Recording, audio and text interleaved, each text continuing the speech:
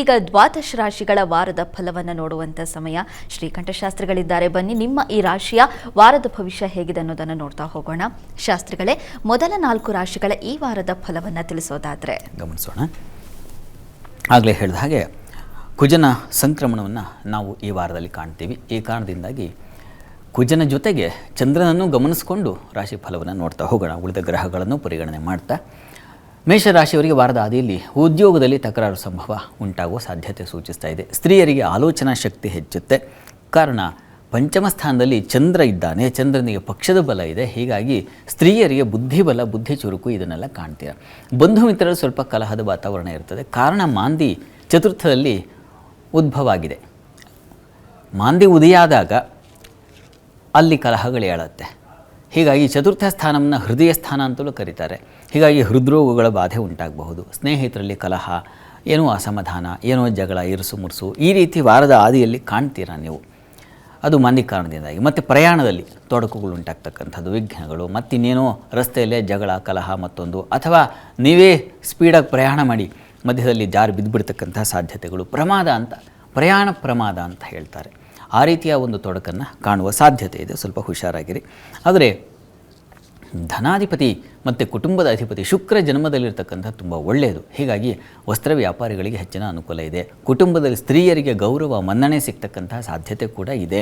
ಅದನ್ನು ಗಮನಿಸ್ಕೊಳ್ಬೇಕು. ಇದ್ರ ಜೊತೆಗಿರ್ತಕ್ಕಂಥ ಶುಭ ಫಲಗಳವು.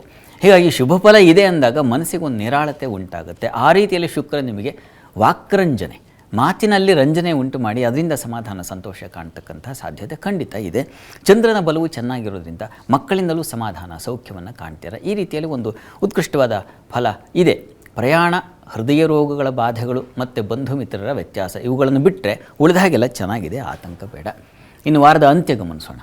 ವಾರಾಂತ್ಯದಲ್ಲಿ ನಿಮಗೆ ನೋಡಿ, ಅಲ್ಲಿ ಕುಜನ ಸಂಕ್ರಮಣ ಆಗ್ತಕ್ಕಂಥದ್ದು. ಹೇಗೆ ಬರ್ತಾನೆ ರಾಶ್ಯಾಧಿಪತಿ. ಹೀಗಾಗಿ ಸ್ವಲ್ಪ ಹುಷಾರಾಗಿರಬೇಕು. ಆರೋಗ್ಯದ ವಿಷಯದಲ್ಲಿ, ವ್ಯಾಪಾರದಲ್ಲಿ ಹೆಚ್ಚಿನ ಹೂಡಿಕೆ ಉಂಟಾಗಬಹುದು. ದಾಂಪತ್ಯದಲ್ಲಿ ಅನ್ಯೋನ್ಯತೆ ತುಂಬ ಚೆನ್ನಾಗಿದೆ. ಮಾರುಕಟ್ಟೆಗಳಲ್ಲಿ ಲಾಭ ಫಲವನ್ನು ಕಾಣ್ತೀರ. ಸ್ತ್ರೀಯರಿಗೆ ಬಲ ತುಂಬ ಚೆನ್ನಾಗಿದೆ. ಕಾರಣ ಚಂದ್ರ ಕೊನೆಯಲ್ಲಿ ಆತ ಷಷ್ಠದಲ್ಲಿ ಸಂಚರಿಸ್ತಾನೆ. ಅದು ಸಾಲದಿಂದಲೋ ಶತ್ರುಗಳಿಂದಲೋ ಹೊರಗೆ ಬರ್ತಕ್ಕಂಥದ್ದು. ಸ್ತ್ರೀಯರಿಗೆ ಅಂಥದ್ದೊಂದು ಶಕ್ತಿ ಬಂದುಬಿಡುತ್ತೆ. ಇದರಿಂದ ಹೇಗೋ ದಾಟ್ಕೋಬೇಕು ನಾನು ಅಂತಕ್ಕಂಥ ಒಂದು ಶಕ್ತಿಯನ್ನು ತೋರಿಸ್ತಾನೆ ಆ ಚಂದ್ರಪ್ಪ. ಹೀಗಾಗಿ ಆ ಅನುಕೂಲಗಳನ್ನು ತಾವು ಕಾಣ್ತೀರ, ಸಂಶಯ ಇಲ್ಲ. ಆದರೆ ರಾಶ್ಯಾಧಿಪತಿ ವ್ಯಯದಲ್ಲಿ ಸಂಚರಿಸುವಾಗ ಆರೋಗ್ಯ ಸ್ವಲ್ಪ ಏರುಪೇರಾಗುತ್ತೆ. ಕಾಲಿಗೆ ಪೆಟ್ಟು ಬೀಳ್ತಕ್ಕಂಥದ್ದು, ಕಾಲಿಗೇನೋ ಸುಟ್ಟು ಗಾಯಗಳು ಈ ಥರದ್ದೇನೋ ಆಗ್ತಕ್ಕಂಥದ್ದು, ಅಥವಾ ಚಾಕು ಚೂರಿ ಮತ್ತೊಂದು ಕಬ್ಬಿಣ ತಾಗಿ ಕಾಲು ಪೆಟ್ಟಾಗ್ತಕ್ಕಂಥ ಸಾಧ್ಯತೆ ಈ ಒಂದು ಲಕ್ಷಣ ಇದೆ.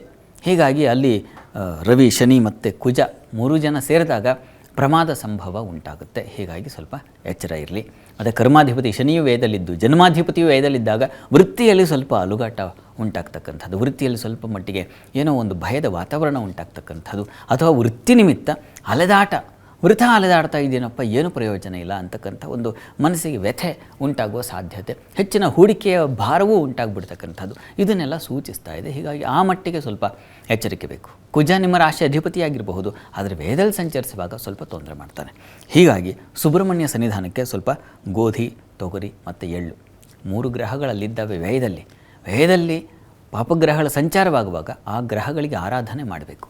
ಈ ದಾನ ತುಂಬ ಸಹಾಯವಾಗುತ್ತೆ. ಸುಬ್ರಹ್ಮಣ್ಯ ಸನ್ನಿಧಾನಕ್ಕೆ ಗೋಧಿ, ಸ್ವಲ್ಪ ತೊಗರಿ, ಸ್ವಲ್ಪ ಎಳ್ಳು ಕೊಟ್ಟು ಬನ್ನಿ. ಸಾಧ್ಯವಾದರೆ ಕೆಂಪು ವಸ್ತ್ರ ದಾನ ಮಾಡಿ, ಕೆಂಪು ಕಲ್ಸಕ್ರೆ ಸುಬ್ರಹ್ಮಣ್ಯ ಸನ್ನಿಧಾನಕ್ಕೆ ಕೊಟ್ಟು ಬನ್ನಿ. ಇದೆಲ್ಲ ತುಂಬ ಸಹಾಯವನ್ನು ನೀವು ನೋಡಿ ಪರೀಕ್ಷೆ ಮಾಡಿ, ಅಷ್ಟು ಒಂದು ಸಹಾಯವನ್ನು ಕಾಣ್ತೀರ.